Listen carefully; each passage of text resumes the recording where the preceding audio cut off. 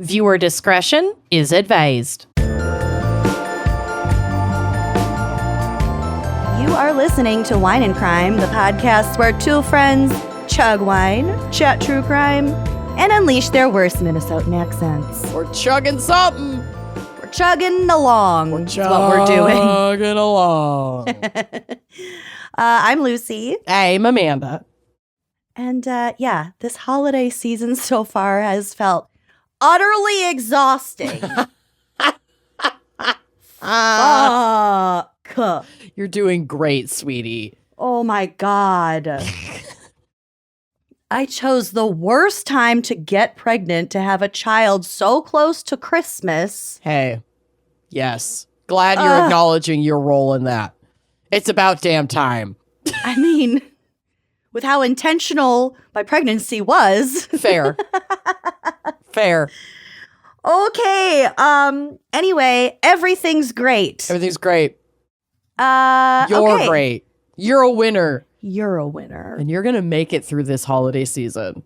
And actually, we kind of shook things up for today's episode, so We I'm did. feeling a bit refreshed. Yeah, I'm always down to pull the old switcheroo anytime you need a minute. Never. And Mama needed a minute. We're recording this on the heels of recording South Dakota Crimes.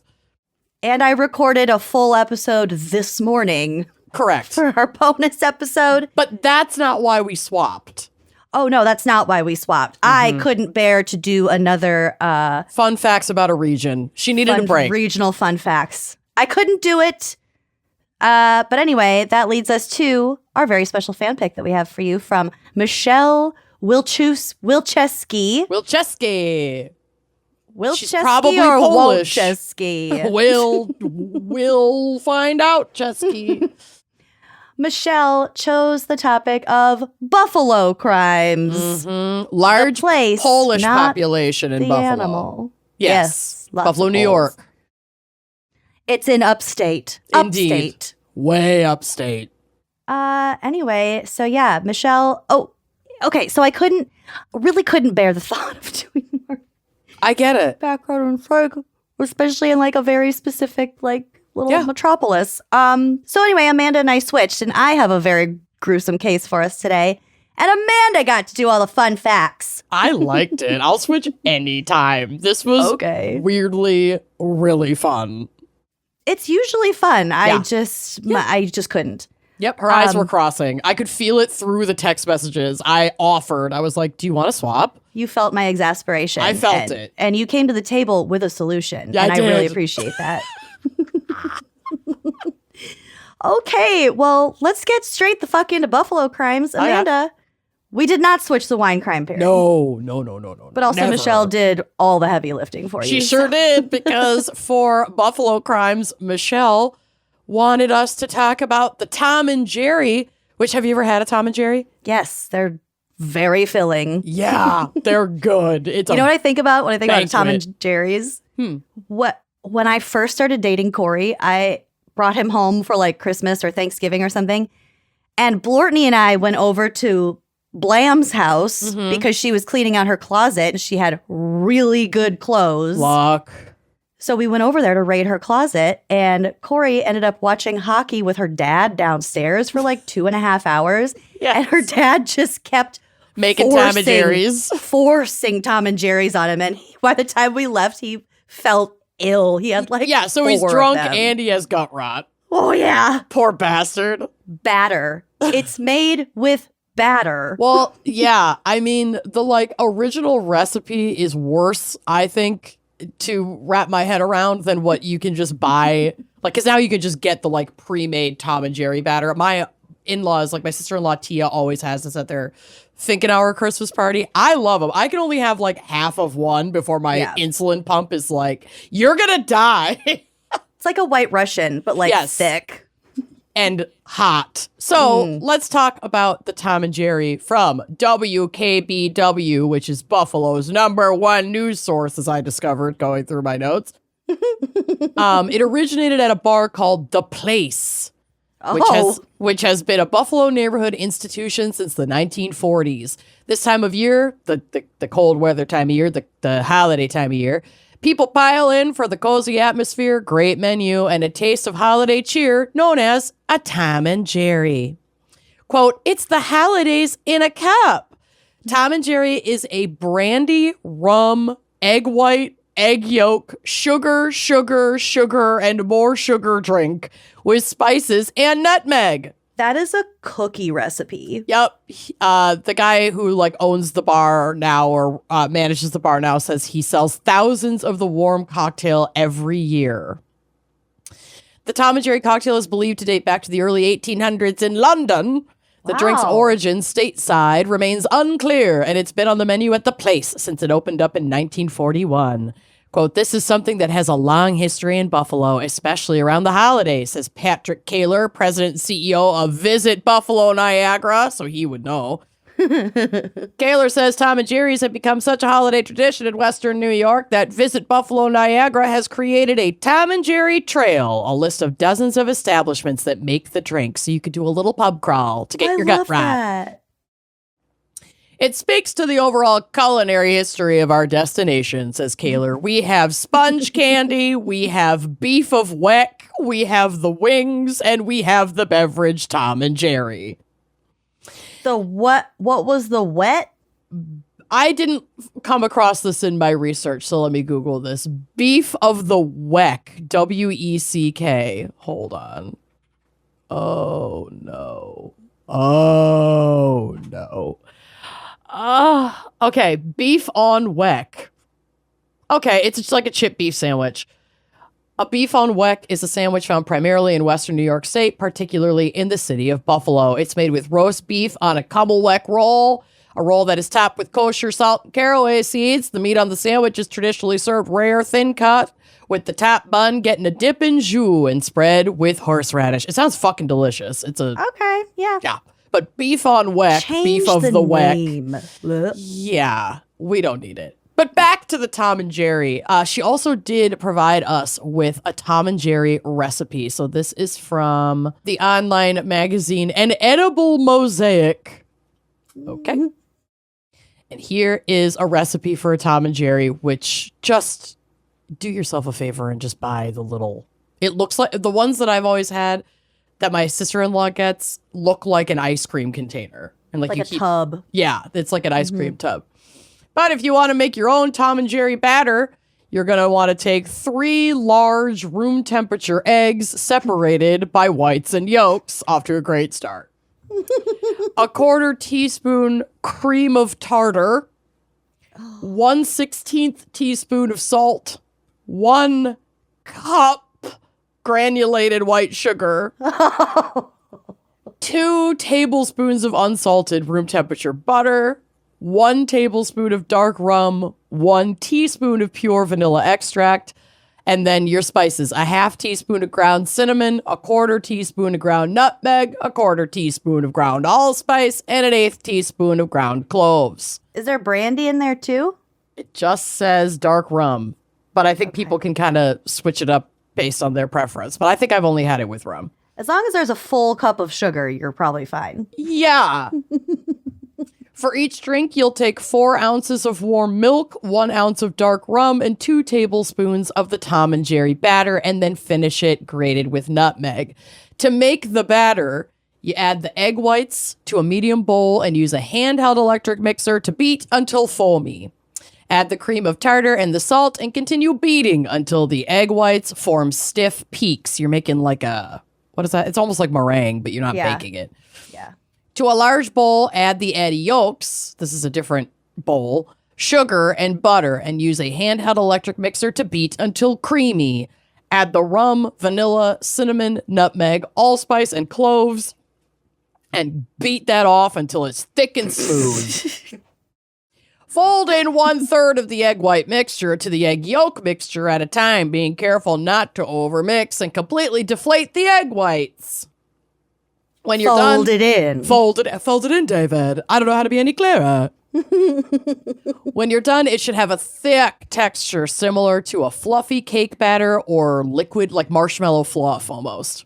Oh. And then you can just keep it in the fridge until you serve it. And then when you're serving it, you fill a mug with hot water to heat it up first and get rid of the water. Add your warm milk, your rum, and your Tom and Jerry batter. And then you just whisk it until the drink is a little foamy, and you put your grated nutmeg over the top, and it's good. I'm not gonna lie. I'm not really like a eggnog or, eggy drink person typically, but You're not a nog snob. I'm not really a nog hog over here, but I fuck with a Tom and Jerry. But I feel like it's kind of like, I don't want to know how the sausage is made. I just want to buy the batter. I don't want to think about raw eggs. I don't want to think about egg whites. Yeah. They're good in the way that like a donut is good. Yep. Do I want 4 of them? No. I actually just want to split one. If that would be great. I'd be fine with splitting one. So yeah, if you're trying to branch out this holiday season and you've never had or made a Tom and Jerry, whip it up, tag us in a pic, let us know what you think. I'd love to know what you think. Also, I'm about to text my mom and ask her if she can get some Tom and Jerry stuff for us for tomorrow night. Oh, good call. All right. Well, while you're texting your mom, let's take a quick break to hear a word from our sponsors. Unless, of course, you are a member of Wine and Crime Uncorked, which, as this episode comes out, you don't have much time left in our holiday sale. Right now, you can join Uncorked for 20% off your own, new subscription. You can upgrade your existing subscription for 20% off, and you can gift a subscription to your gateway gal. What an amazing gift. Also for 20% off. Yeah. I love a gateway gal gift. That's very sweet. They've done you a huge favor. They've changed your life. But if you really have been on the fence about whether or not to join or when you want to join, now is an amazing time to do it, because not only do you save, but you're helping support us and literally keep this content flowing, because without our Uncorked subscribers, we cannot continue to sustain this podcast. So if you're looking for a way to keep us on your airwaves, keep us in your ear holes, keep us on your YouTubes, come on over to Uncorked. Give us a little support, and we'll give you a lot of extras as a reward. There's a lot of extra. We've been told that we might be putting out too much. And we're not going to stop. Nope. Can't stop, won't stop. All right. We love you. We'll be right back. When it comes to giving gifts during the holidays, you want to give things that people are actually really going to love. Like not a candle that's like, okay. I'm talking things like beautiful, timeless pieces that they're going to wear for years. And that is why I'm going with quints. From Mongolian cashmere sweaters to Italian wool coats, everything is premium quality at a price that actually makes sense. Seriously, I just ordered one of their $50 Mongolian cashmere sweaters. Same. It's just a simple black crew neck. You can literally style it up or down, wear it casual. You can put it with a nice skirt. Like, it's such a versatile piece, and a really cute pair of jeans, because obviously around the holidays, you also have to give a gift to yourself. And that is what I did. And Quince truly does have something for everyone. So those soft Mongolian cashmere sweaters, again, for $50, that look and feel like designer pieces. But also, if you really want to like elevate things, they've got silk tops and skirts for dressing up, perfectly cut denim for everyday wear, and outerwear that actually keeps you warm. Those Italian wool coats are... We'll never shut up about them. I can't. They're standout pieces. Like, if you wear that walking into the party this year, everyone is going to be looking at you and asking you where you got it, and asking you if you went to Italy and got it like directly from a designer shop. And when did you get that rich to afford that coat? Oh, wait. Right. What Quince. is your secret? Yeah. They are beautifully tailored. They're soft to the touch. They're crafted to last for seasons. So yeah, you're really gifting stuff that is not going to just get lost in the rotation or like fall apart after one season. This is not fast fashion, people. Every piece is made with premium materials from ethical, trusted factories and priced far below what other luxury brands are charging. The craftsmanship truly shows in every detail. The stitching, the fit, the drape. It's elevated, it's timeless, and it's made to wear on repeat. I have several Quince pieces now. They hold up beautifully in the wash. I feel like they come out looking brand new every single time I wear them, and I reach for them a lot. I have winter and summer pieces that I rotate out, and I'm just going to keep wearing them, girl. I ordered a fisherman's sweater, so now you're not the only one looking so You're gonna cute. love it. Find gifts so good, you'll want to keep them with Quince. Go to quince.com/wine for free shipping on your order and 365-day returns. Now available in Canada, too. That's QUINCE.com/wine to get free shipping and 365-day returns. Quince.com/wine. Okay, so this is gonna be a little gross, but if you are struggling with like acne, not just on your face, but maybe on your body, it might be your sheets, babes, because traditional bed sheets can hold more bacteria than a toilet seat. Stop it. I know, it's not exactly what you want to lay your face or your body on.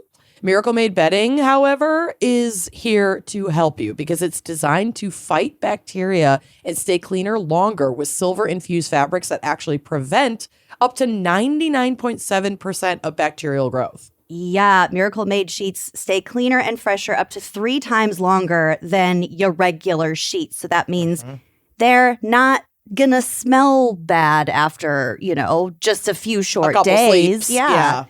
You got fewer wash cycles, way less laundry, which is my personal favorite part. And by the way, this NASA-inspired silver-infused fabric helps regulate your body temperature. So whether you're a hot sleeper or a cold sleeper, doesn't even matter. These sheets are going to help keep you in the comfort zone all night long. And they feel just as good, if not better, than like the luxurious sheets that you might find at a 5-star hotel, but without that same steep price tag. These are smooth, breathable, and ridiculously comfortable. And like Amanda said, all that hidden bacteria in regular sheets, it can clog your pores and cause breakouts. No more. Miracle Made's antibacterial design helps you sleep cleaner and clearer night after night. So upgrade your sleep or give the gift of better rest. Go to trymiracle.com/gals to try Miracle Made sheets today. You'll save over 40%. And when you use promo code gals, you'll get an extra 20% off, plus a free 3-piece towel set. They make an amazing gift, and with a 30-day money-back guarantee, there's no risk. That's trymiracle.com/gals, code gals at checkout. And thanks to Miracle Made for sponsoring this episode.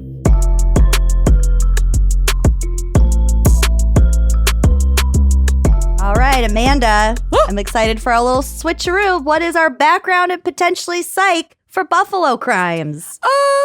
I wouldn't say they're psych. Although It many of rarely is these with the regional ones. Many of these things, obviously, the history of a region will shape, the personhood, the society of said region. So you could say these are all the foundations of some kind of psych, anthropologically speaking. But I don't have any specific psych, so I'll just shake my own bones for you real quick here.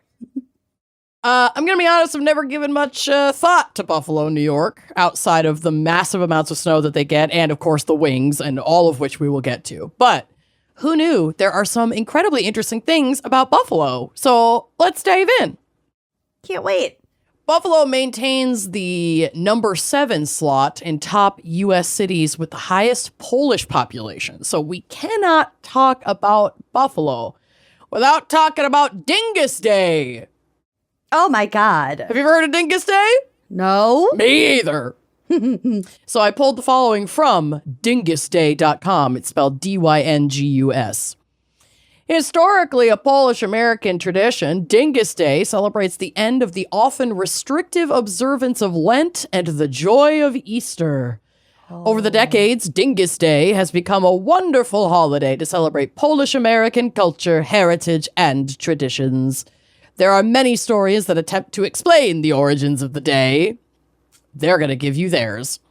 Many Polish customs date back to pre-Christian Slavic practices. The custom of pouring water is an ancient spring rite of cleansing, purification, and fertility. The same is true of the complementary practice of switching with pussywillow branches. Oh, that's not nice. Sure isn't. That doesn't feel like Easter to me. Since 966 AD, Dingus Day has been associated with the baptism of Prince Mieszko I.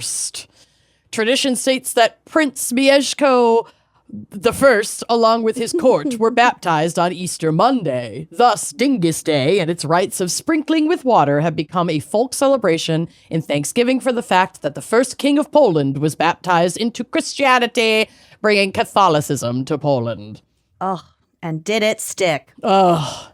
In more modern times, the tradition continued when farm boys in Poland wanted to attract notice from the girls of their choice.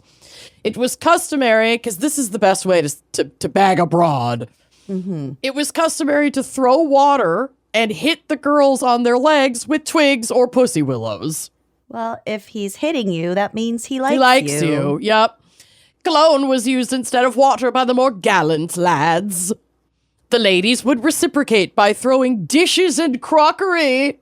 And Tuesday was their day of revenge. So Monday after Easter was days for the boys to squirt and whack the ladies. And then Tuesday was the days for the girls to chuck plates and crockery back at them for fucking with them all day on Monday. Yeah, chuck that crockery. Now people attend the still happening Dingus Day parade, apparently armed with squirt guns and pussy willow branches. Y'all, what the fuck?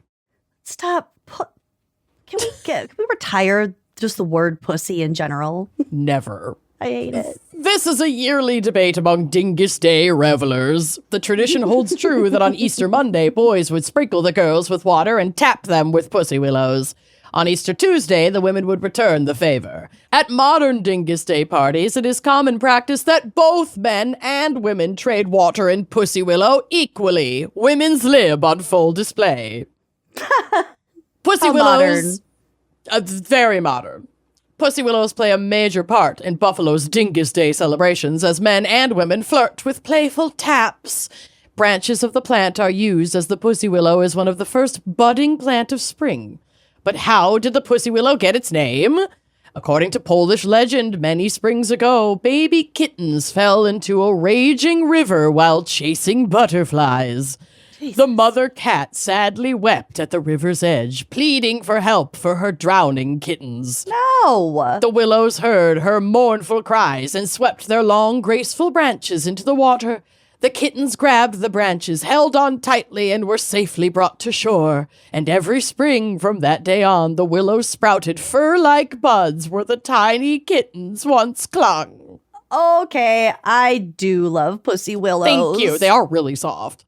They are soft. They look like little kitten paws. Buffalo, New York is officially the Dingus Day capital of America, hosting the largest concentration of festival locations, polka bands, and Polish traditions in the nation. Smaller celebrations can be found in communities with sizable Polish-American populations, such as South Bend, Indiana, Elizabeth, New Jersey, and Bristol, Connecticut. Ironically, it is not widely observed in Poland, but we're working on it. And there are some photos on the drive for you of people showing up for Dingus Day, the packed holiday market events for Dingus Day, the Pussy Willows, the parade. Yes, look at all the pussy willows. Yeah, they're ready to go. Okay. Who knew that was a Polish thing? Dingus Day, bitches. I want to go visit during Dingus Day so we can attend. Can you imagine the traffic? Oh, I bet it's outrageous. Look at all these dinguses. They're getting their dingus on. Dingai. Dingai. Okay, next up on the docket. Did you know that Buffalo became the first electrified city in the world on November 16th, 1896? The world? But its journey to electricity started before 1896. So this landmark achievement was made possible by Nikola Tesla, who constructed the first hydroelectric power plant at Niagara Falls. That makes sense. I've never been to Niagara Falls. I really want to go. You haven't? No. Will you take me? Bro. Can we go to Canada after? Fuck or is it in Canada? Oh, we're going to do the Canadian side. Obviously, we'll make a pit stop on the New York side, but the Canadian side's where it's fucking at. And we'll do the Maid of the Mist. We'll take the boat. We'll go right down into the falls and get covered in the mist and get our ponchos. I fucking love Niagara Falls. It's the Gals best. Go. Fuck yeah. Gals go to Niagara Falls Canadian side. We'll have to do, like a Toronto show and then do a Gals Go down to Niagara. International, baby. Let's fucking do it. Okay, if they let us in. They'll let us in. Okay, so I read a very boring publication called Early Electrification of Buffalo and pulled the most pertinent section. Quote, the early Buffalo systems probably all had a common arrangement, a coal-fired boiler with a reciprocating steam engine of a couple hundred horsepower maximum, belt connected to a generator that served an area of about a square mile. What other source of energy was available? So they're saying, like, this is what the standard was in, generating power before we kind of unlocked the magic of Mother Nature. Okay. The greatest source of renewable energy on the Niagara frontier is at Niagara Falls. The energy of the falling water has been estimated at 6 million horsepower, and when you see it, that will also seem low. Like, when you see it in person, it's fucking crazy. Niagara Falls is nuts. That's like the force of the water that the water's moving at? Yeah. Wow. The story of the development of the hydraulic canal to provide water power for industries at the brink of the Niagara Gorge and its purchase by the Sholkoff interest in 1877 will not be repeated here. Note that the industries used only a portion of the available head of water. In 1885, the state of New York acquired all the land for about a mile upstream and a quarter mile downstream from the American Falls, plus all the islands for a state park. This removed all of the readily available water power sites except for the hydraulic canal. How could more of this renewable energy be utilized? In February of 1886, Thomas Evershed, a division engineer on the Erie Canal, developed a plan to construct a series of canals from the Niagara River and sell mill sites on both sides of the canals. Water would be drawn from a canal, run through a water wheel, and discharged into a tail race tunnel that would run into the gorge. A total of 238 mills of 500 HP each would be developed. This would be 119,000 HP or more than the total of all developed hydropower in eastern New York and New England combined. HP meaning horsepower? Yes. This plan had a lot of issues and took a lot of twists and turns, but alas, they got their dang power. Buffalo was among the first municipalities in the United States that experimented with an early method of electric light generation involving tall tower structures, often referred to as, you'll love this, moon towers or moonlight towers. Oh my God. I taught June what the moon was last night. And did she comprehend? She was so excited. The moon was nuts yesterday. I don't know if it's a super moon tonight, but it's full tonight and it's like closer to Earth than it usually is. So it's going to look beautiful. Yeah, it's but not for you listening because we're recording this like 2 weeks ago. Hope you already saw it. These moon towers were intended to deliver light to entire city neighborhoods. So they were like really tall and meant to like cover whole sections to provide light instead of like what we understand today as street lights, where it's like small little recurring lights. They would build these huge towers to try and illuminate. Yeah. Wow, that's weird. How tall were they? They were tall. Like they're still. I'll tell you. So, these towers were intended to deliver light to entire city neighborhoods. However, most cities, including Buffalo, that adopted these structures eventually relied on traditional lamppost lighting instead, because it's kind of nuts that like you would just illuminate an entire area with one fucking light. Yeah. What if you didn't want the light on your house?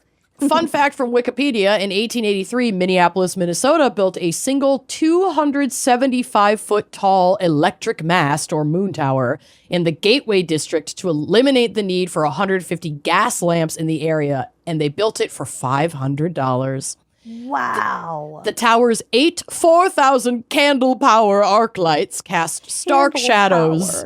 Yep, and failed to illuminate the streets. After the Minneapolis City Council voted to remove the tower in 1892, its copper ball sat in the window of a local saloon. Wow. I'm looking at pictures of moon towers. They're cool, right? Yeah, they're still around. Yeah, they kind of look like cell phone or old TV towers, like radio towers, but with like a big ball at the top where the light, like the copper ball that I don't fucking know. These more modern ones have like 6 lights around the top of the structure. Mm-hmm. So it's one structure, but multiple lights. Got it. All right. Next fun fact. Buffalo was also a stop on the Underground Railroad because of its proximity to Canada. Oh. Again, from our girl WKBW Buffalo. Built by African Americans in 1845, the Michigan Street Baptist Church in Buffalo played a major role in helping fleeing individuals and their families get across the border during chattel slavery and toward the end of chattel slavery. Besides a collection of artifacts from that period, visitors to the church, which is still in operation, can see locations where the escaped enslaved people hid in the rafters of the church and in basement crawl spaces. They were then taken across the Niagara River from Ferry Street by boat. When the ferry was not available, local indigenous populations paddled the escapees to the Canadian side of the river, according to oral histories. There's not a lot of obviously written documentation about this because it was a very secretive fucking operation. So duh, there wasn't. But this church has been, it was built as a black church in a, we'll kind of get to it, in Buffalo, which had a growing black population. And it was predominantly black people, specifically within this church, that were really helpful on that kind of last stop to Canada. As part of the Underground Railroad. This goes on to say that indigenous people were willing to help, quote, because they knew the atrocities of the white Europeans. Amazingly, no former enslaved person was ever discovered in the Michigan Street Baptist Church.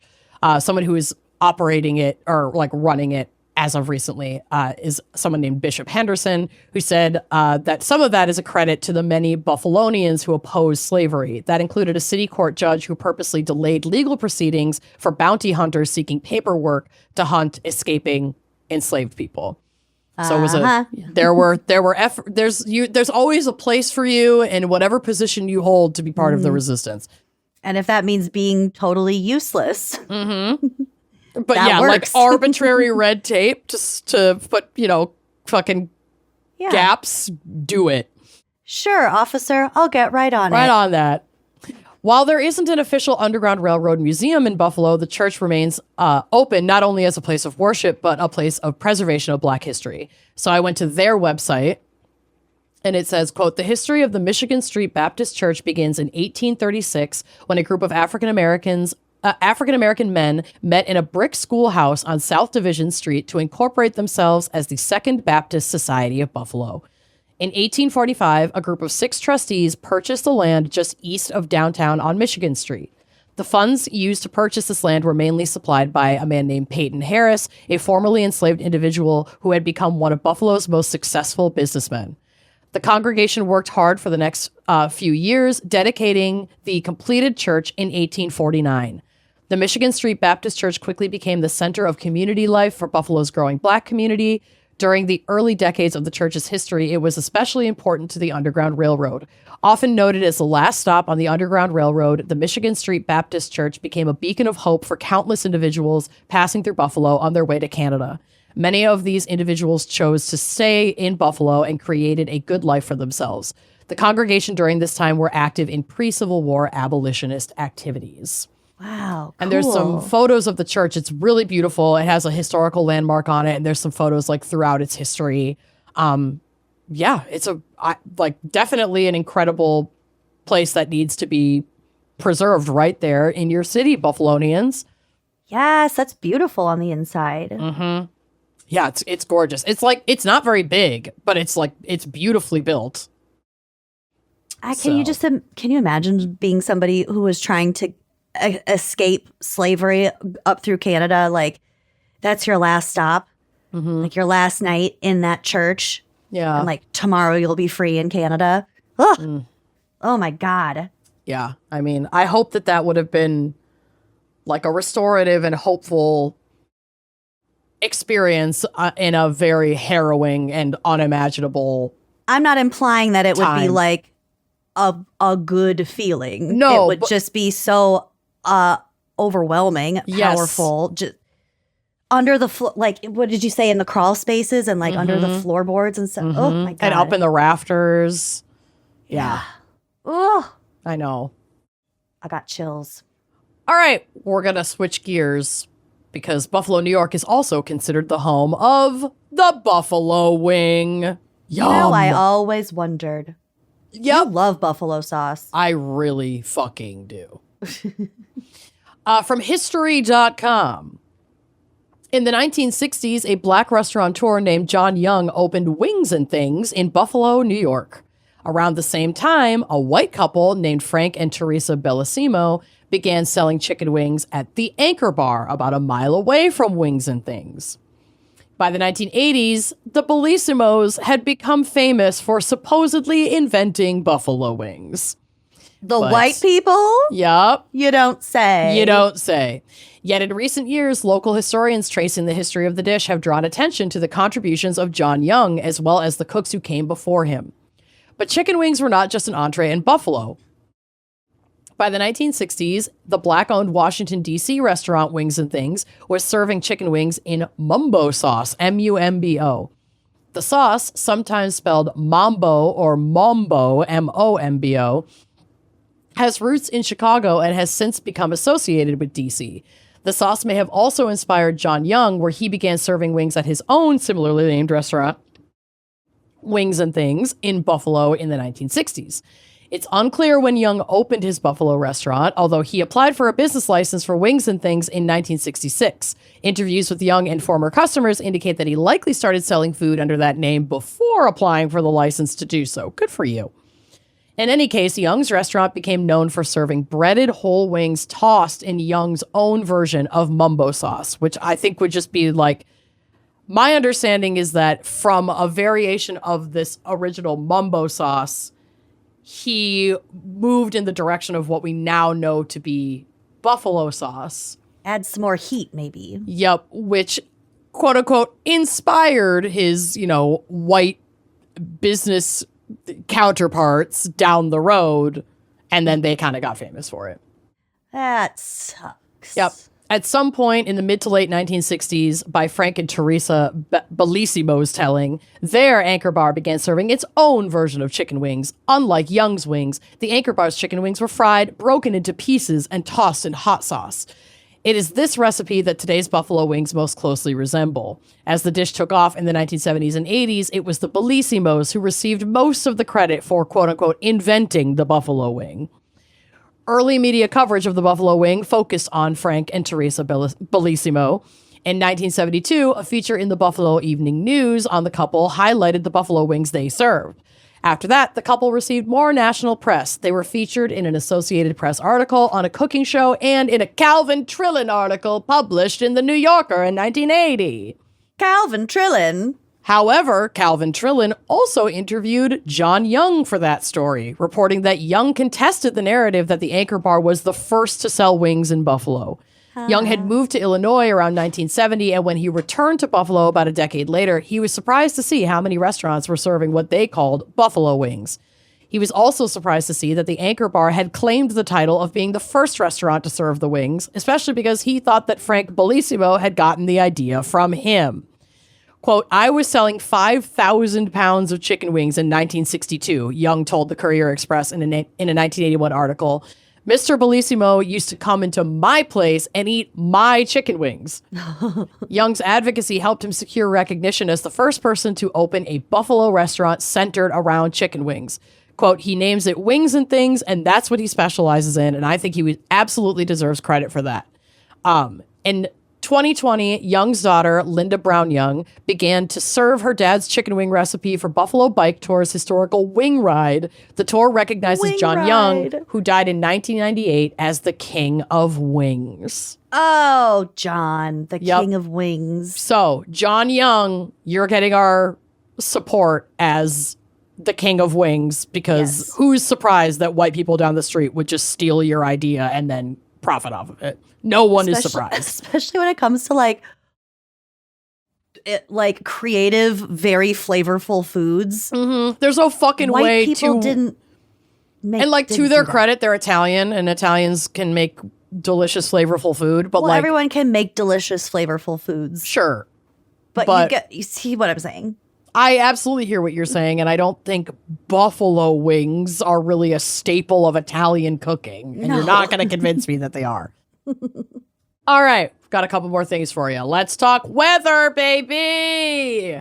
Okay. Did you know that Buffalo gets nearly 100 inches of snow per year on average? Ooh, that's a lot. It I is knew a it was lot. very, very snowy. It also experiences lots of other weather, and I found this Buffalo climate narrative from weather.gov, and it reads as incredibly bleak and depressing. Allow me. The Niagara frontier, including Buffalo and vicinity, experiences a fairly humid, continental-type climate, but with a definite maritime flavor due to strong modification from the Great Lakes. Winters in western New York are generally cloudy, cold, and snowy, but are changeable and include frequent thaws and rain as well. Snow covers the ground more often than not from Christmas into early March, but periods of bare ground are not uncommon. Over half of the annual snowfall comes from the lake effect process and is very localized. Lake effect snow occurs when cold air crosses the relatively warm lake waters and becomes saturated, creating clouds and precipitation downwind. The location of these snow bands is determined by the direction of the wind. Due to the prevailing winds, areas south of Buffalo receive much more lake effect snow than locations to the north of Buffalo.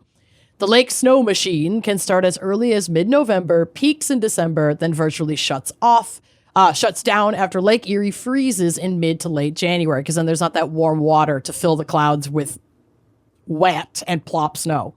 Mm-hmm. The area does not experience many heavy general synoptic scale snows because the large-scale snowstorm systems usually pass well to the east.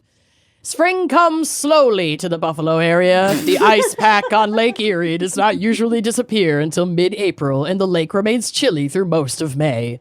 As the prevailing flow is southwesterly, areas near the lake are often as much as 20 degrees colder than inland locations.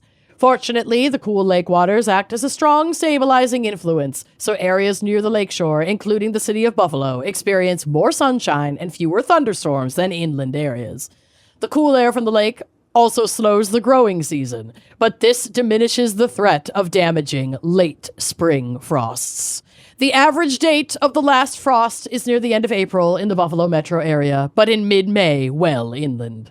Summer is pleasant in the Buffalo area. Sunshine is plentiful, temperatures are warm, and humidity levels are moderate. Rainfall is adequate, but it shows an overnight maximum, so it is seldom a problem for outdoor activities. The stabilizing effect of Lake Erie continues to inhibit thunderstorms and enhance sunshine in the immediate Buffalo area through most of July. The lake also modifies the extreme heat that approaches from the Ohio Valley. There usually are periods of uncomfortably warm and humid weather during the summer, but an average of only 3 90-degree readings makes conditions more bearable than at most other locations. August usually turns a bit more showery and humid as the lake is warmer and loses its stabilizing influence. In fact, a good nighttime thunderstorm or two is often a feature of late summer in Buffalo. Overall, though, Buffalo has the sunniest and driest summers of any major city in the Northeast, with enough rain to keep vegetation green and lush. Autumn. It sounds beautiful. It does sound beautiful. Autumn on the Niagara frontier is pleasant, but rather brief. September is usually quite tame, as is much of October. The first frost could be expected in late September over interior sections, but not until mid-October in the Buffalo metro area. During some years, the warm Lake Erie water can extend the growing season into early November, adjacent to the lakeshore. Cold fronts from Canada become common in late October, and as the cold air passes over the warmer Great Lakes, cloud cover increases drastically. This heralds the start of the lake effect season. The first measurable snow usually occurs in mid-November, but snow cover is sporadic until mid-November. However, many of Buffalo's greatest snowstorms have occurred in late November and early December due to the lake effect phenomenon. And there is a photo from a storm from the last couple years of this like married couple digging a trench to their fucking house. Oh my god. Yeah. Yeah. Lots of snow, people. Lots of snow. I feel like wasn't there like a crazy fucking storm in Buffalo last year or the year before? I think so. I mean, it's not uncommon that they get like a wild storm dump. Yeah.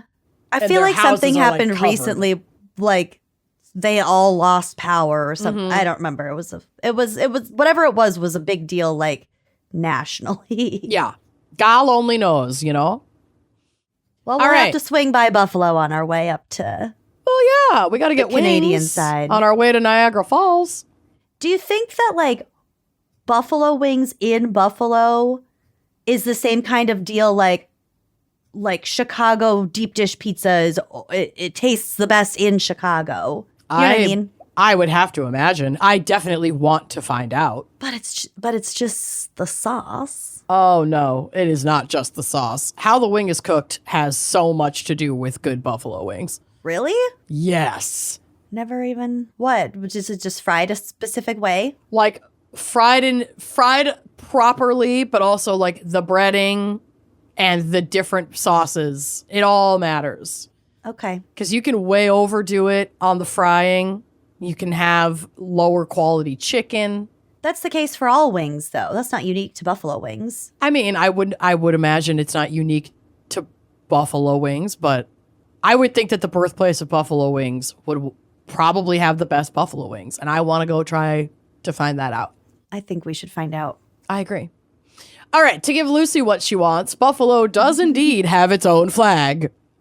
Oh, thank God. It's had 2 iterations over the years. Their first flag was created around 1912, and the flag was gold in color. There's a photo on the drive so you can take a look, with the details on the flag in navy blue. Quote, to the left of center, a lighthouse on pier with ship passing it into the harbor. So that's like what's in the center seal. Okay. But it's not a high quality photo, so you'll just have to kind of imagine it. To the lower right, canal boat passing into the canal. To the right, surrounded in circle by the legend City of Buffalo, incorporated 1832.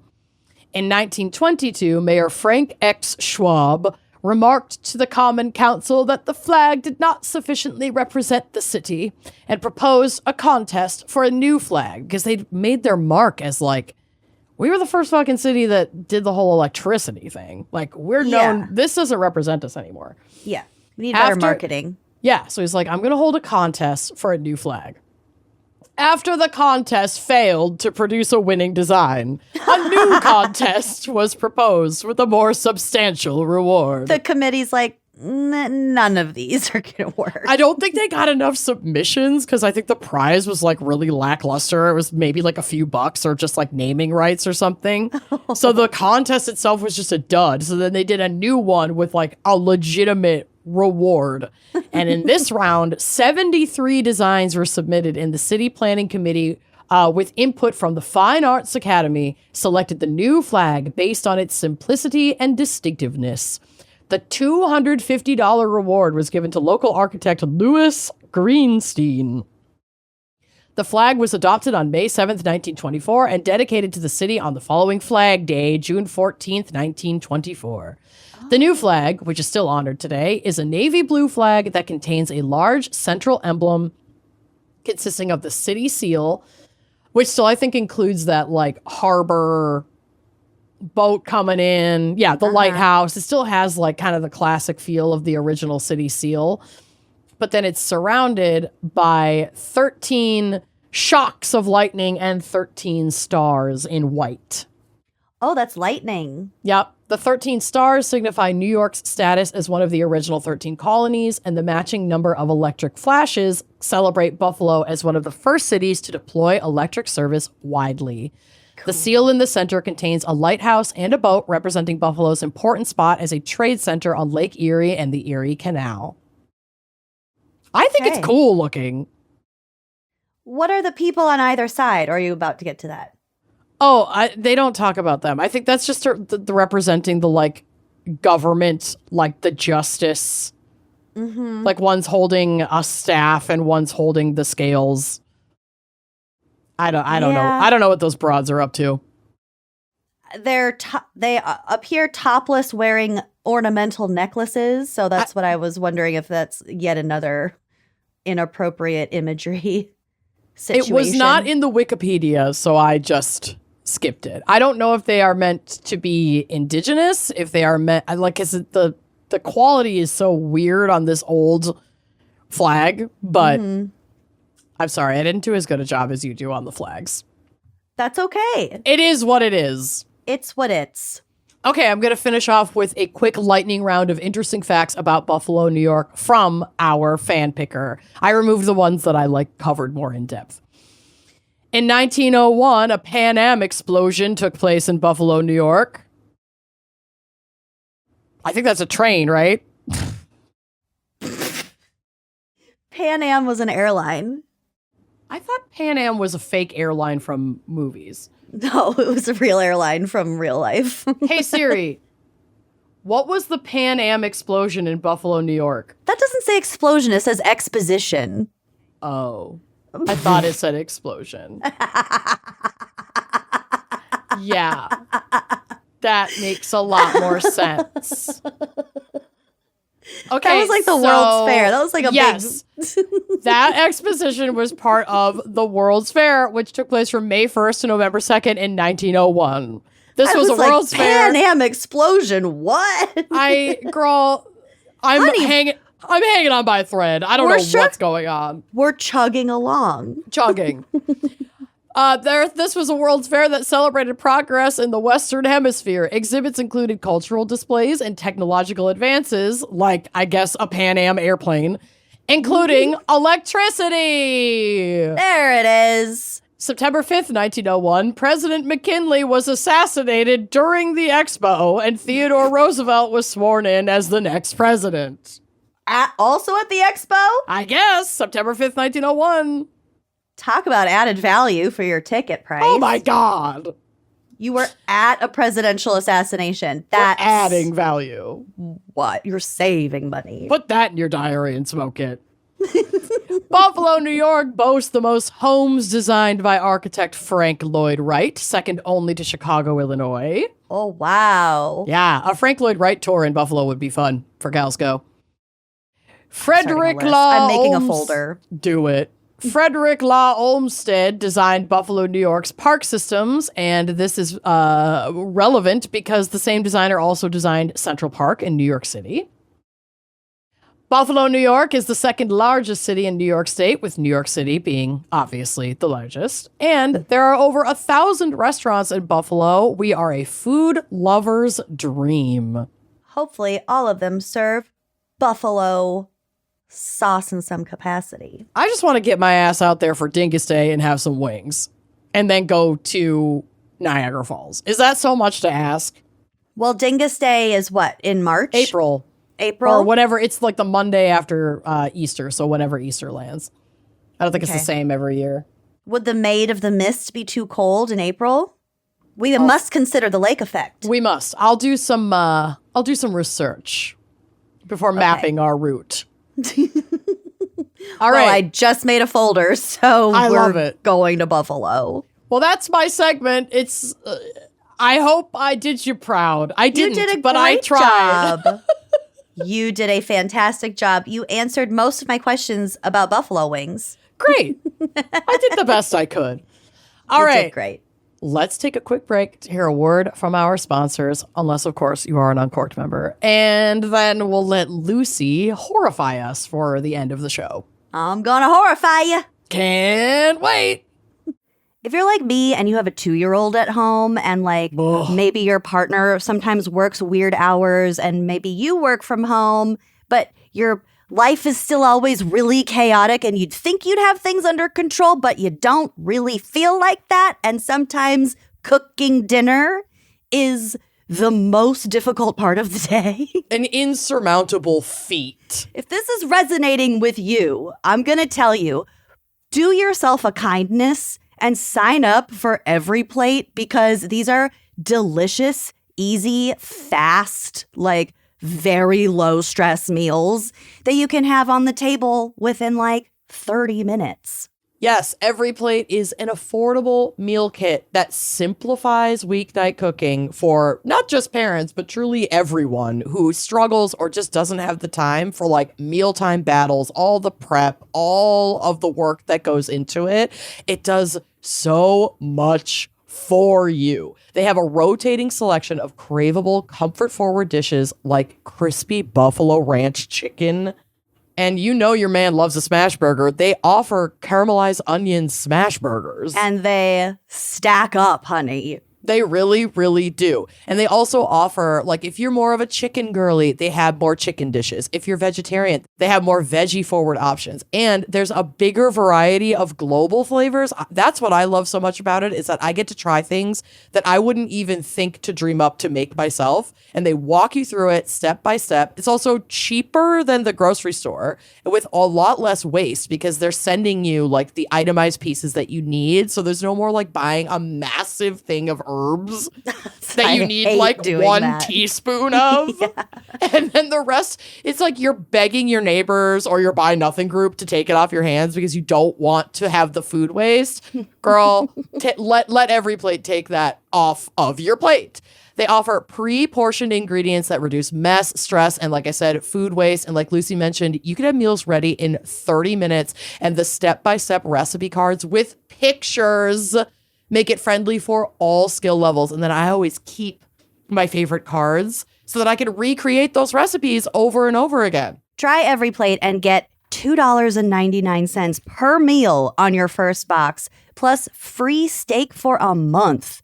Go to everyplate.com/podcast and use code GALSSTEAK to claim your offer. That's code GALSSTEAK, GALSSTEAK, at everyplate.com/podcast to get $2.99 per meal on your first box, plus free steak for a month. Offer varies by plan. 1 free 10-ounce serving of steak per box for 4 weeks with active subscription. Ditch the dinner time dilemmas with Every Plate.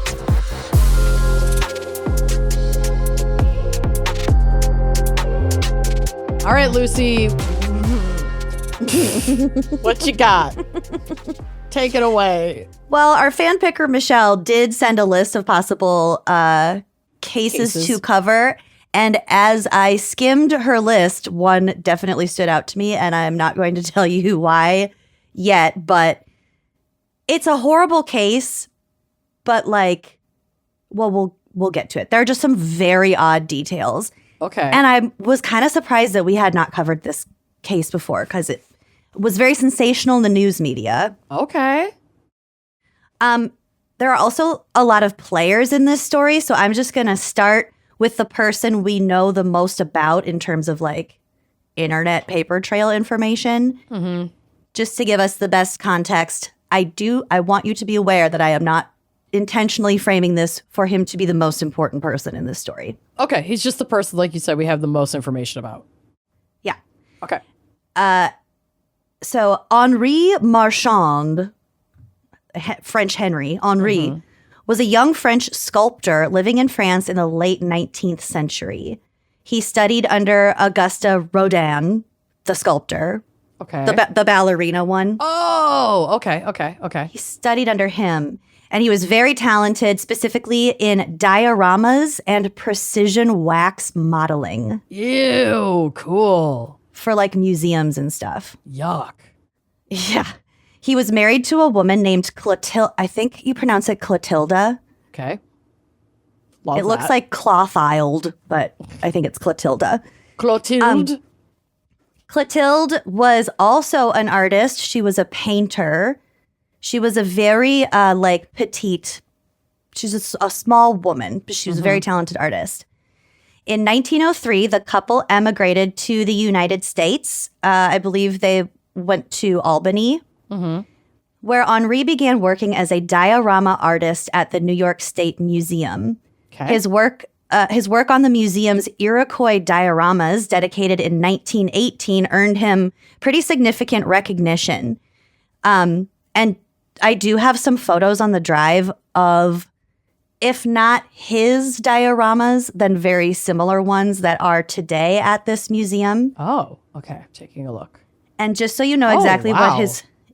Yeah, they're very small figures in a very large, like complex illustration that you can look at to understand how Iroquois communities worked in that area. Mm-hmm. So this is from the museum's website.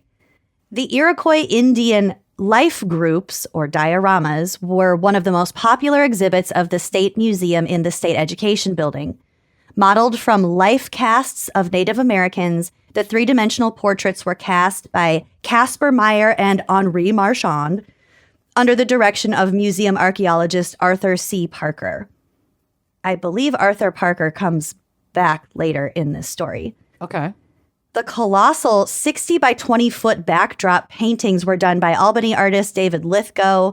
For over 50 years after their dedication in 1918, Parker's dioramas were considered the finest series of anthropological groups of their kind for their exhaustive attention to detail and unique approach as an educational tool. Dang. All right. So that's what he was doing. Mm-hmm. At some point while they were in Albany, they ended up with between 4 and 5 children, conflicting answers on that. A litter of pups. A lot of kids. A lot of kids, at least 3 boys and 1 girl. Mm-hmm. In 1925, the family moved to Buffalo, where Henri and 2 of his sons, I think they were just his 2 oldest sons, Paul and George. And also one source said one of his daughters worked there, but of course she was not named. His daughter Ringo. She went unnamed in the article, and that was the only source that I found that his daughter also worked there. Mm-hmm. So maybe. They were all hired to make models for the Buffalo Museum of Science. Though much of the work the Marchands created there is no longer on display, some of them can still be seen, particularly in the museum's Hall of Wildflowers. So if you're in Buffalo and you want to go see this man's work. Yeah. Yeah. That's cool that they still have some. Yeah. So to further put all his professional work into context, the area that is now around Buffalo had been inhabited by Native Americans for a very long time because of its proximity to resources like water routes, fish and game, and fertile farming land. Mm-hmm.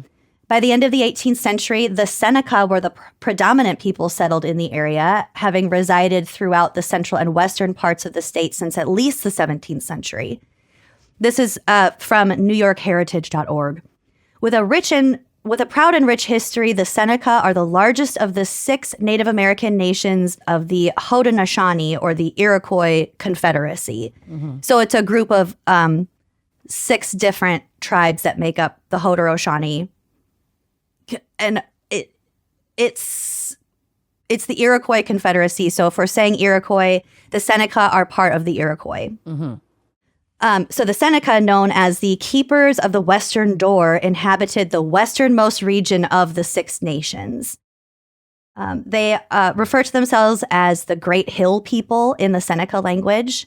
As white settlers arrived, the Seneca slowly capitulated large portions of their lands, notably in 1797, with the signing of the Treaty of Big Tree near what is now Geneseo, New York. Geneseo, yeah. Geneseo. The Seneca agreed to relinquish all lands west of the Genesee River, aside from 12 tracts scattered throughout the region. Mm-hmm. So these tracts were set up as reservations, including the Buffalo Creek territory on the southern border of what is now the city of Buffalo. And when I Googled that, I think they have an enormous casino there. So if Buffalo Creek sounds familiar, I believe that's why. As they do, white colonizers continued to take land and move people around. And while I'm not sure exactly where the reservation was where this took place, I think it was a ways south of Buffalo. It's on Lake Erie. The Seneca culture at this time was being severely fragmented in Buffalo during this time. Also, there was notably a large boarding school in the area called the Thomas Indian School, which forced Native children out of their families' homes under the federal forced assimilation program. This was a state-funded school, ultimately committing cultural genocide. So it opened its doors in 1855, and it did not close until 1957. Yeah. It wasn't until May of 2025, this last spring, when New York Governor Kathy Hochul visited the Cattaraugus Reservation to make an official apology to the Seneca Nation for the atrocities committed at this school. And I think the video that I watched from probably Buffalo's #1 news source, they said that was the first time a sitting governor had visited the Cattaraugus Reservation. That's wild. Yeah. It was that's really disappointing. It was a big deal that it was acknowledged and that, bringing this out into the open and out into the light. They interviewed a bunch of survivors from the school and they were just saying that it was a big moment. Mm-hmm. So, but horrible things had happened. My point is, at this time in the early 20th century, the Seneca people, specifically on the Cattaraugus Reservation, were not being treated very well. So back to Henri. He was working closely with the Senecas in the course of his work, studying the flora and fauna of the Cattaraugus Reservation, where he occasionally stayed in a cottage with his wife because he was talking to people, learning about their culture, drawing working them. on these pieces, these anthropological pieces of art. Yep. Meanwhile, Clotilda spent her time when they were on the reservation gathering wild mushrooms and making her own sketches of the countryside. She was also an artist. She was doing her art stuff.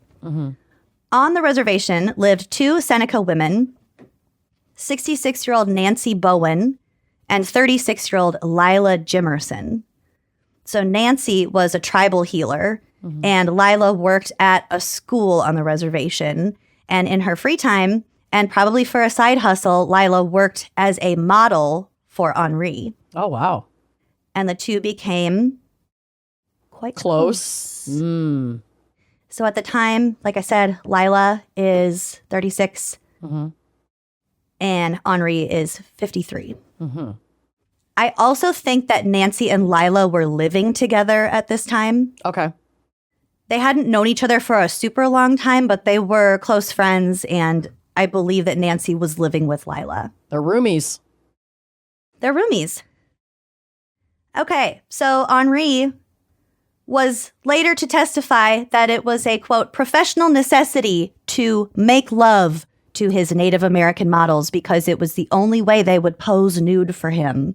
And this was so that he could accurately depict their physical characteristics. All right, well, okay, so fuck him. I had to sleep with them. It was the only way they'd show me their boobs. And I needed to see their boobs for science. It's for science. Oh, that was literally his argument. Men have been menning for so long. They didn't feel comfortable with me just being naked, so I had to have sex with them. So they were comfortable with me. I hate that a lot. Yeah, so that's what was happening, as we will come to find out later. I didn't want to bury the lead so that we thought he was at all a decent person through the rest of this. Okay, so my description of the following is the story as it played out in the media, as it has been described by all of the sources that I've read. But I'm confident that some liberties were taken just based on after I finish this, we're going to look back and we'll probably find a few things to point to. But this is how the story goes. Okay. In the spring of 1929, Nancy's husband and fellow healer, his name was Charlie. A lot of sources called him Sassafras Charlie. Okay. Which I don't know if he went by that or if the media was just sort of latching onto like a clever, like indigenous sounding, silly, non-serious nickname. Could have been either one. I don't know. So he died. Nancy is, of course, upset. And she and Lila got together, allegedly, over a Ouija board to ask the spirits why he had died. Now, I don't know whether they literally did not know why or like how he died, or if this was more of a spiritual, like, why did you take him from me? But later testimony points to Nancy believing at this time that he was killed by a witch. Oh. Slowly, the board revealed a startling message from Charlie. They killed me. Ooh. So the women were like, who killed you? And the board spelled out an answer letter by letter, Clothilde, Clotilda. Oh, no. And then it spelled out her address on Riley Street in Buffalo, and also spelled out her description, which was short with bobbed hair and missing teeth. Listen, rude. This spirit is going to be detail-oriented.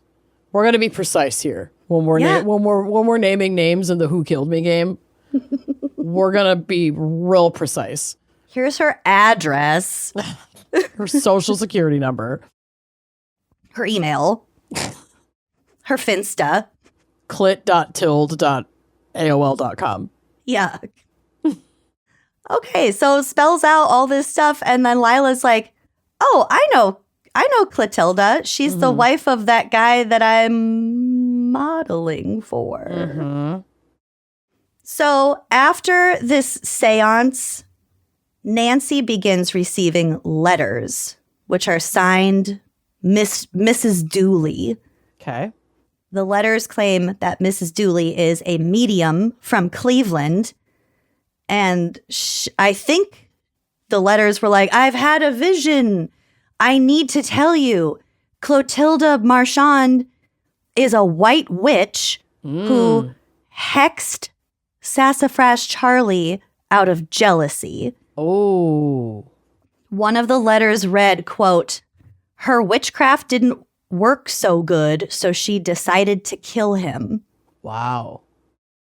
I think so her hex the letters failed, so she decided to kill him, according to this medium from Cleveland. Yeah, I don't know. I don't know if this was supposed to say his witchcraft didn't work so good, so she decided to kill him, but basically it's alleging that Clotilda is a witch and a, quote, white witch, which is what our fan picker had in her list, and it said the white witch murderer. I was like, I gotta get the white witch. I understood that more as she tried to hex this guy and her hex failed, so she killed him. She wasn't happy with the results of her hex. Yeah, maybe. But something to do with jealousy. There was some weirdness there. So Nancy grew, and again, Nancy is a healer. So she does practice that sort of, I don't know, you could call it magic, the spiritualism, that sort of supernatural stuff like that. So she believed this story. So she's convinced that Clotilda killed her husband. And then subsequently, because she knew about it, she would be next. Oh, okay. So Nancy's getting paranoid. This is from the Buffalo Spree magazine. On March 6th, 1930, Henri Marchand's youngest son, named Henri Jr., he's 12 years old at this time, he came home from school to their house at 576 Riley Street to find his mother sprawled across their first floor landing. Uh-oh. He ran to the nearby science museum, bringing home his father and two brothers. So if one of his daughters was there, they didn't bother to grab her. Okay.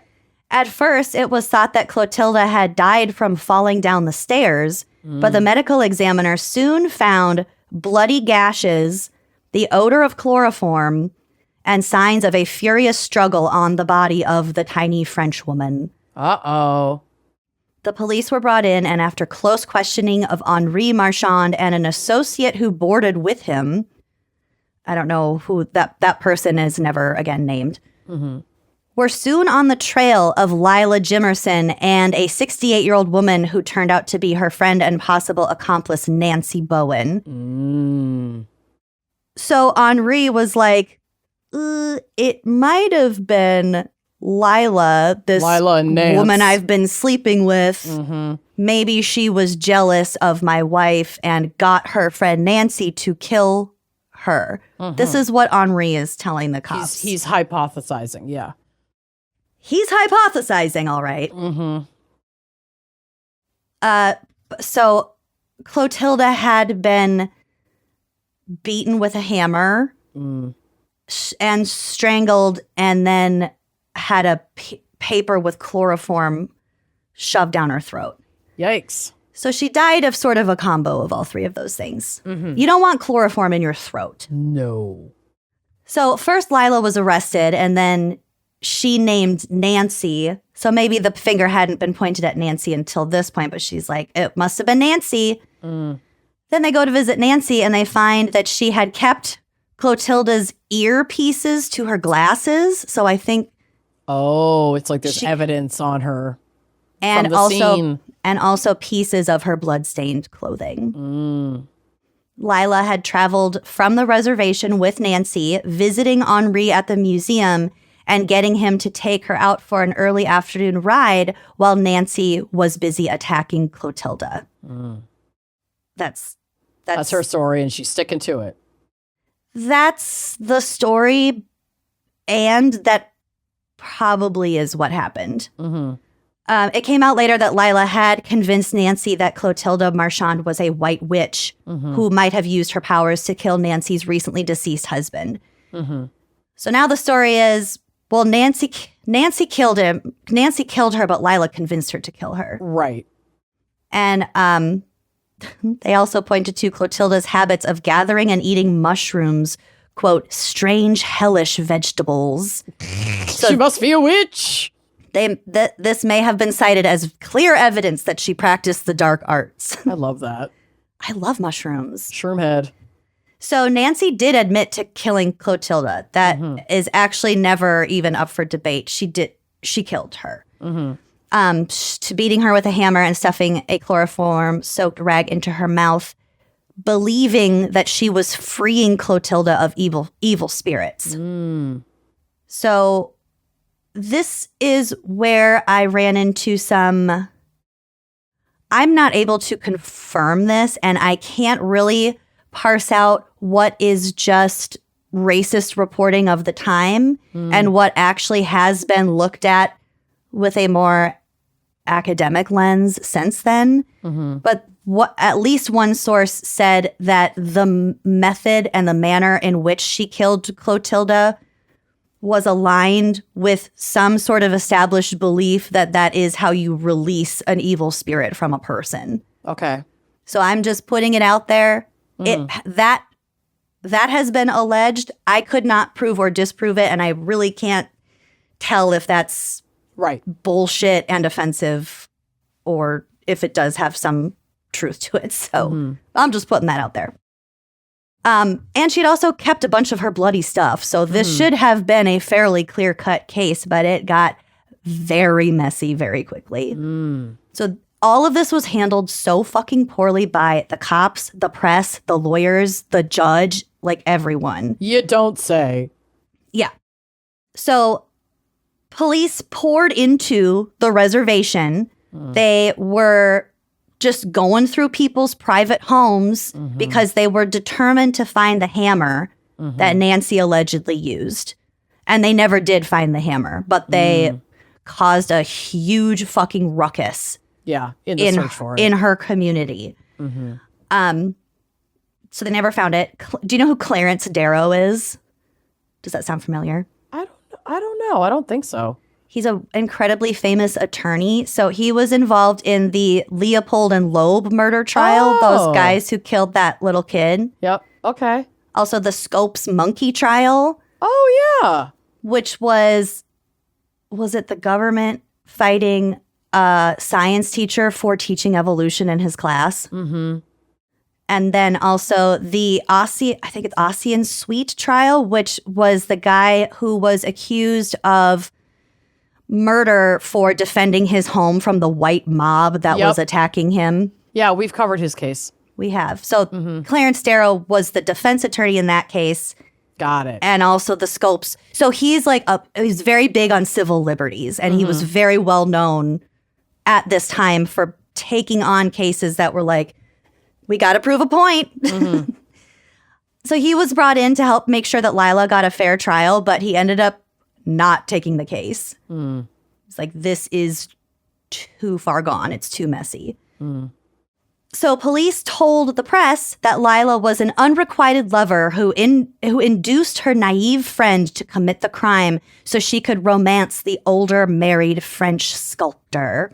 So they're saying that Lila wanted him and convinced Nancy to take out his wife. But wasn't Nancy already sleeping with him?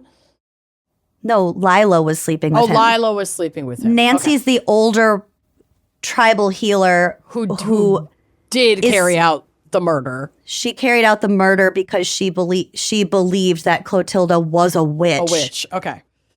Lila manipulated Nancy. The story is that Lila manipulated Nancy, yes. Mm-hmm.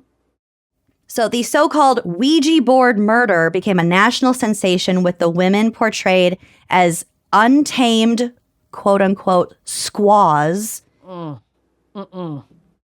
It's incredibly racist, some of these headlines. Mm-hmm. Nancy became, quote, the hex woman, described as sinister, stooped, and withered.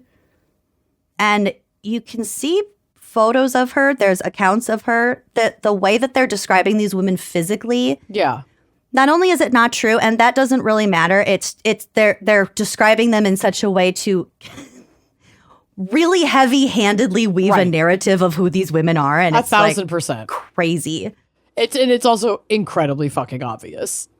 Time magazine called Lila Red Lila. No. Described her as sallow, flat-chested, scraggle-haired, and toothless, but also a former belle of the reservation. So like kind of a what was she wearing sort of thing. Oh my God. Of course, she was jealous of the wife. She was just a slut sleeping with her husband. Jesus Christ. Yeah. And like I said, this was a media sensation. This was happening in Buffalo. The San Bernardino County Sun, because this was being reported on all over the country. Damn. Reported, quote, Mrs. Bowen, so Nancy, a fat old squaw, widow of an Indian called Sassafras Charlie, began her testimony in the gutturals of her tribe. Oh my God.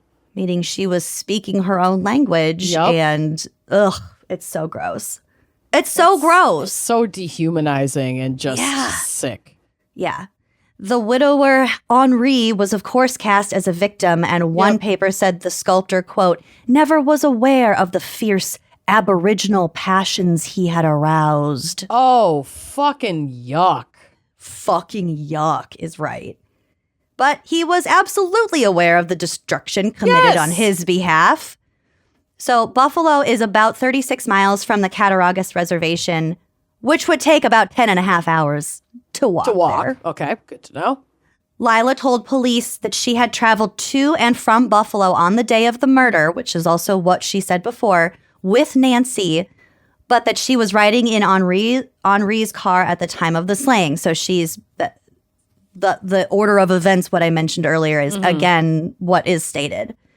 When pressed to explain why Lila and Nancy were in his car, Henri said dismissively, quote, Indians love to go for automobile rides. The fuck?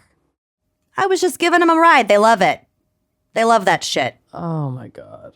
He also vehemently denied having an inappropriate relationship with Lila. And of course, the cops believed him like, okay, sir, we're done here. No more questions. But Lila's family, remember, the cops stormed their community and trashed shit and were roughing them up. So Lila's family's like, So they turned up with receipts in the form of a huge stack of love letters written by Henri to Lila over the course of several years. Yeah, dummy. Of course they're going to keep this shit. In a jailhouse interview, Lila told reporters, remember, this is in 1930. Lila told reporters that their affair had begun in 1922 during an automobile ride. Many more rides followed. Now we know why they were in the car that day. Henri reportedly, quote, enjoyed playing a caveman lover to a primitive Indian girl. Oh my God. Fucking yuck. Okay, so now we get to the trial. There were two separate cases. I think the prosecutor in Nancy's case, his name is Guy Moore. he wanted to get this sucker on the road. So he was forcing this trial through with such fervor that advocacy groups, probably the groups that called that lawyer to be like, can you please help us and take this case? And he was like, no. So these advocacy groups feared a legal lynching. That's how.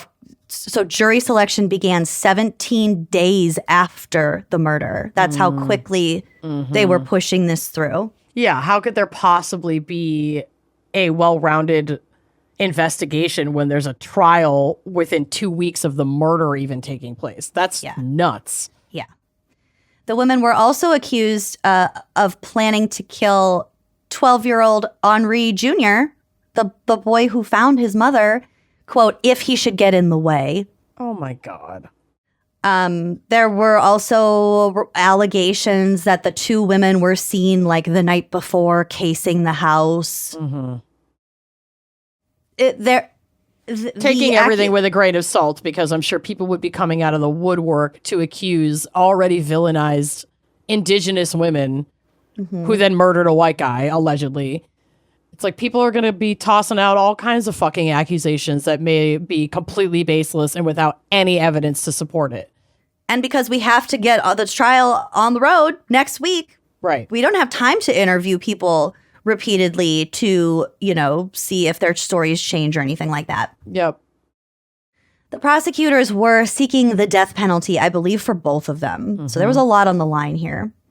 Henri took the stand, where he had to admit that Lila was one of his many lovers, quote, too many to count, including a whole bunch of indigenous women.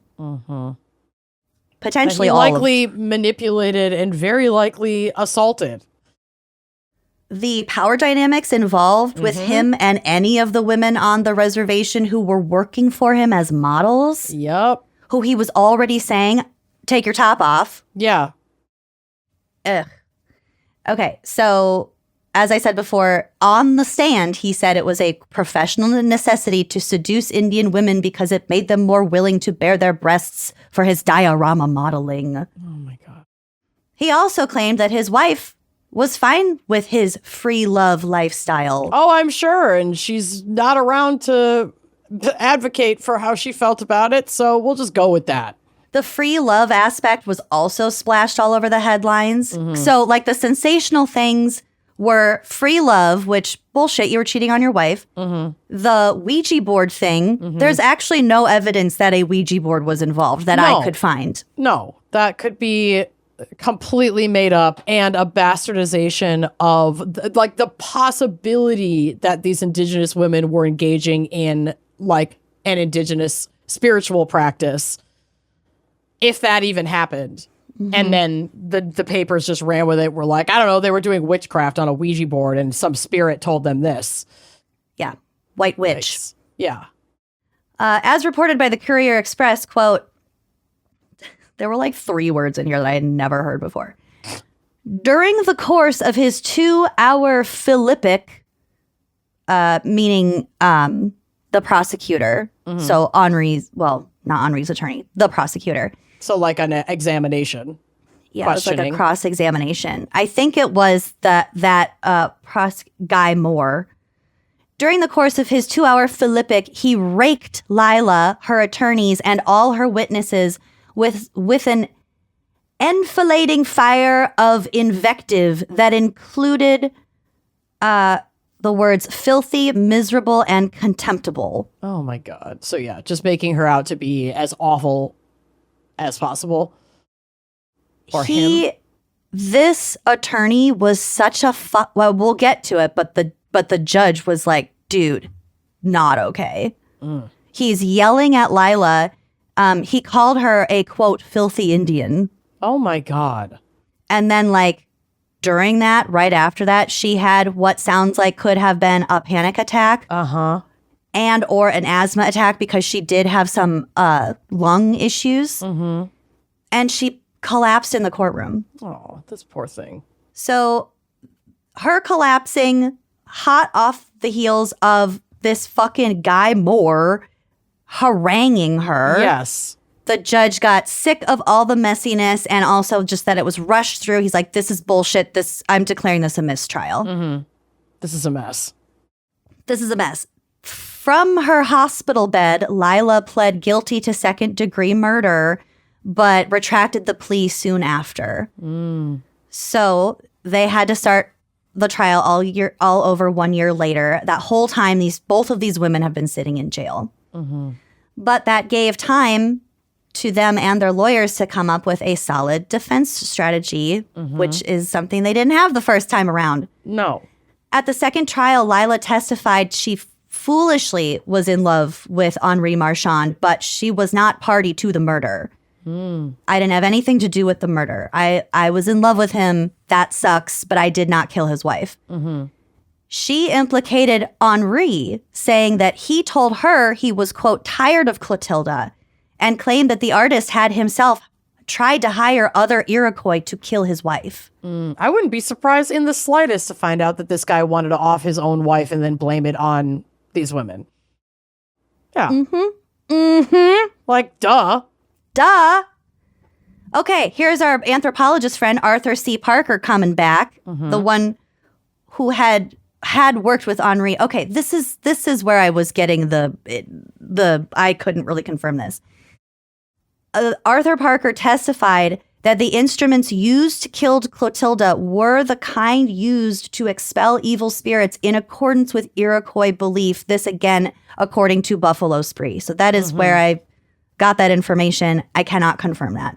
And he would have access to that kind of information and potentially even those explicit tools because he was working with the community to build these models. Exactly, Dr. Phil. Yeah, he could make this quote unquote look like, and they never found a hammer, quote unquote, that was used to kill her. Hunter, he definitely fucking did it. Piece of shit.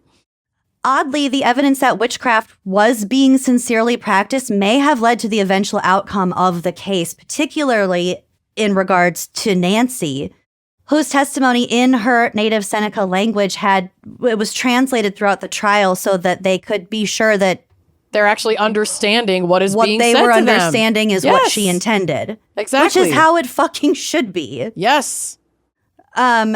Lila's steadfast denials, the lack of documentation of her telling Nancy to kill Clotilda, and Henri's general assholery really weakened the case against them. So, by the way, this is going to really enrage you. At this time, Henri had not been welcomed to testify in the second trial, and I don't think he was even allowed to attend the second trial because he was such a prick during the first trial. Jesus. And the prosecution didn't want to put him on the stand again because he was like, I slept with a bunch of Native Americans. Yeah. So he wasn't even involved. And by this point, he had moved back to Albany and was living in a country house. And he had remarried to his dead wife's 18-year-old niece. Ew. Oh. He was never prosecuted and he died in 1951. Bye. But were the women at least exonerated? So I'm getting to that. They didn't bother to go ahead and go get him because he's already fucking gone. But hopefully at least these women got a little fucking piece. The finger was never pointed at him explicitly. He was never charged with anything. That's crazy. I believe 100% that he fucking... The second trial ended in February 1931 with Lila being acquitted. So she was freed.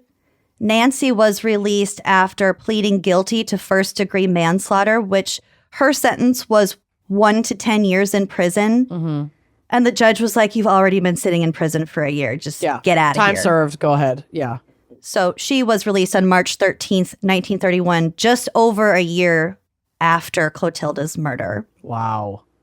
So all things considered, having 2 trials and the whole investigation inside of a year, pretty speedy, I gotta say. Yeah. Although that was the point because they didn't want... Especially when you're crafting narratives to rush things through and try to get shit done. But I'm glad that there ended up being like at least some semblance of reason in the room to be like, hold on, this is a mess. We have to let's go back to the drawing board here. Yeah. So this was just like a hot fucking mess soup of racism, the disgusting media sensationalization that was very apparent in the early 20th century, and police ineptitude. So I think we're never going to know what actually happened, whether there was a Ouija board. I do think that Nancy killed Clotilda, but I think that Henri was intelligent enough and had enough knowledge to manipulate at least Nancy, if not Lila and Nancy, into doing that in the first place, because he just wanted his wife gone. Yeah. Yep. And like you said, he had enough knowledge to pull this off. So, and a position of power, and who knows how many people he slept with, what information he may have had to hold over people, what kind of potential like rumor or like him coming out about all of that could have caused damage to their personal lives, their community. Like, there's definitely a power dynamic there. He's a world-renowned artist. He's very respected in the wax figure diorama community. And they hold all the cards. They really do. Big diorama. Yeah. Who would believe someone else over him if they were like, hey, this guy's like up to something. Right. Up to something shady. So Lila Jimerson, despite her weak lungs, lived until 1972. Good for her. Clotilde Marchand's paintings were exhibited only once in a 1930 memorial tribute. According to her daughter, Henriette, quote, she was a true artist who never had a chance. Damn. So, poor Clotilde. Yeah. The White Witch. Wow. She was just minding her own. Yeah. She didn't do anything. Yeah, she was definitely in the wrong place at the wrong time. She was picking mushrooms and sketching. Yeah. Yep. And yeah, these two women, like I said, we won't know. I think that they were manipulated and punished and just raked in the media, and it just, I think it's good to go back with a modern lens, look at what happened and how it happened, and we have to be okay with not knowing exactly what went down. Yeah. But the real lasting effect was this image of these tribal women who are dangerous and black magic and hexing and right. Just like shit how long that the white public is going to eat right the fuck up. And we've not recovered from that. That's still yeah. So yes, that's the story of the White Witch. Tactics against indigenous communities, black communities, brown communities. It's all happening right now before our very eyes. Look at fucking ICE. Ugh. Anyway, if you're hearing this episode and a fucking ICE ad crops up, don't. It's Jesus. Definitely complain to the whatever platform you're that you are listening on. Those are not our fucking ads. Nope, we don't want they're them either. Sure not. And I have sent in our complaints, but I haven't heard shit. So keep that squeaky wheel, get the grease. Squeaking the wheel. Anyway. Well, dang, Lucy, that was fascinating. A lot of weird details. And this fucking guy, I had to sleep with them so they show me their tits for science. Oh, he's disgusting. He's disgusting. Like, that's literally what he said on the stand. Yeah, under oath. Sir, this is a Wendy's. Oh, my God. Okay. Oh, my God. All right, well. Thank you for that. And thank you, Michelle, for taking us to Buffalo. I can't wait to go to Niagara. Oh, we're going to freaking do it. We're doing it. All right, babies. Well, we'll say it again. If you're not a member of Uncorked, please join us. We have so much extra content there for you. and you're doing us a real solid by supporting us in such a way. We hope you've had good holidays. Hopefully you're not as fucking burnt out as we are, but you probably are. Aren't we all? Happy 2026. We'll see you later. Bye-bye. Like what you see? Check out more episodes and become a member to unlock exclusive content. Yeah, don't forget to like, comment, and subscribe. Bye.